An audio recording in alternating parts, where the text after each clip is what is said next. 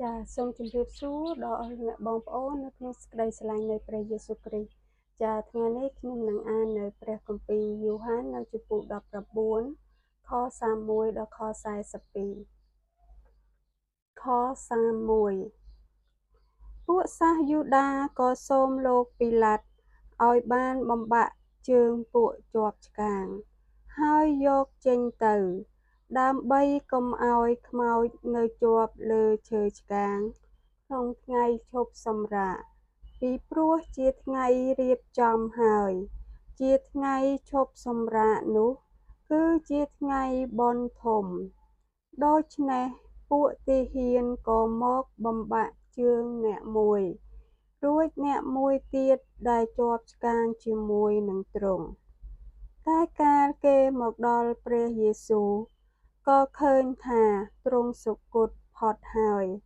បានជាគេមិនបំបាក់ព្រះបាទទ្រង់ទេប៉ុន្តែទាហានម្នាក់យកលំពែងចាក់ត្រង់ចំហៀងទ្រង់នោះក៏ចេញឈាមហើយនឹងទឹកមកអ្នកដែលឃើញបានធ្វើបន្ទាល់ហើយសេចក្តីបន្ទាល់របស់អ្នកនោះក៏ពិតប្រាកដអ្នកនោះដឹងថាខ្លួននិយាយត្រូវដើម្បីឲ្យអ្នករាល់គ្នាបានជឿត្បិតការទាំងនោះបានកើតមកដើម្បីឲ្យបទគម្ពីរបានសម្រេចតែថាគ្មានឆ្អឹងទ្រង់ណាមួយត្រូវបាក់សោះក៏មានបទមួយទៀតថាគេនឹងមើលព្រះអង្គដែលគេបានចាក់ក្រោយនោះមកយូសែបជាអ្នកស្រុកអឺរីម៉ាថេ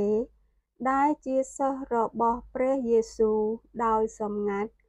ព្រោះខ្លាចពួកយូដាលោកបានសូមដល់លោកពីឡាតុ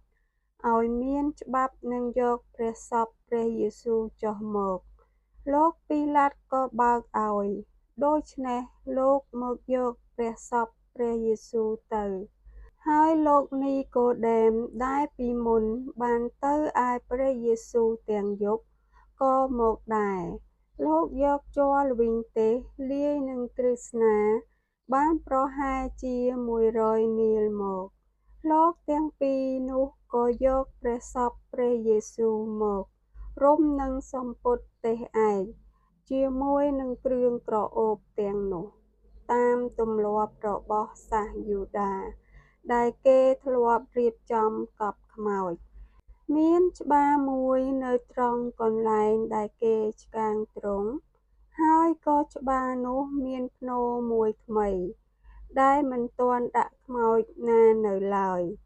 ដូច្នេះលោកក៏បញ្ចុះព្រះសពព្រះយេស៊ូវនៅទីនោះពីព្រោះជាថ្ងៃរៀបចំបុណ្យរបស់សាសយូដាហើយភ្នោរនោះក៏នៅជិតស្រាប់ចាសូមអរគុណសូមព្រះប្រទានពរ